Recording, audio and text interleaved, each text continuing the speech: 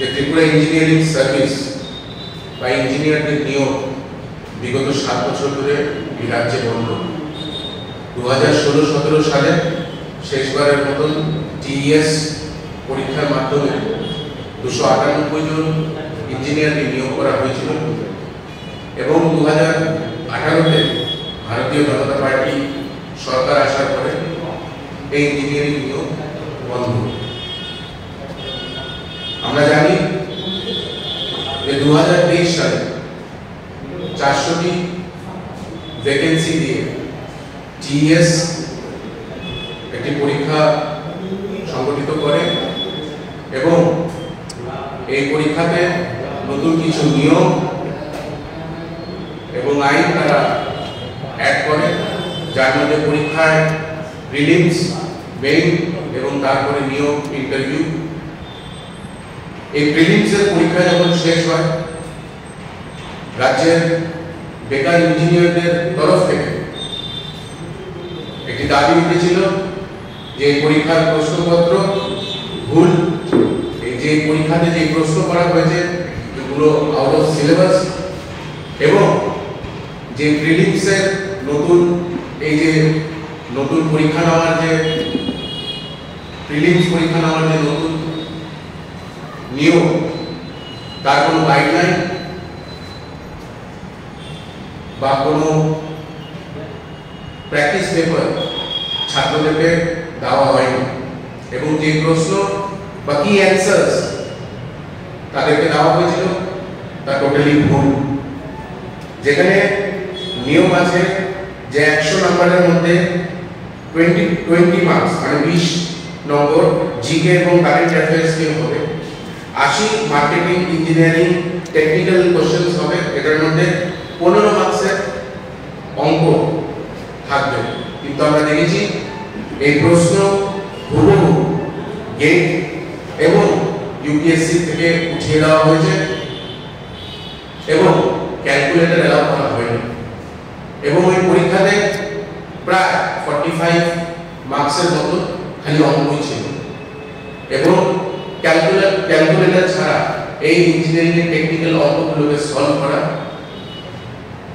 অসাধ্য, কেউই পারবে না। তো তারপরে যখন হাইকোর্টে মামলা করা হয় এবং এই ভুল প্রশ্নের বিরুদ্ধে ছাত্ররা যখন সরব হয়, তখন টিইএস এর থেকে কেউই কোনো রকম সাড়া দেয়নি এবং তারা ভুল প্রশ্নটাকে সত্যি করে কিছু স্টুডেন্টসদেরকে এই পরীক্ষায় উত্তীর্ণ করার একটি কালো ষড়যন্ত্র এবং একটি নীল নকশা এঁকেছিল। 2 মে হাইকোর্টের রায় এসেছে, যেখানে আবারও প্রমাণিত হয়েছে যে রাজ্য সরকারের দ্বারা এই নিয়োগ প্রক্রিয়ায় অত্যন্ত মানের দুর্নীতি ছিল এবং হাইকোর্ট রায় দিয়েছে যে প্রিলিমস পরীক্ষা যেন আবার রিচেক করা হয় নতুন কমিটি নিয়ে, যে কমিটিতে পুরনো কমিটির যাতে কেউ না থাকে। এবং আমরা কিছু সূত্রে এবং খবরের কাগজে দেখেছি যে এই দুর্নীতির পেছনে অসীম পাল, এক্সাম কন্ট্রোলার এবং তার ওয়াইফ অঙ্গলিকা, মিসেস অঙ্গলিকা যুক্ত আছে এবং কোটি কোটি টাকা স্টুডেন্টসদের থেকে কমিশন হিসাবে খেয়ে এই পরীক্ষায় পেপার ছিনিমিনি করেছে।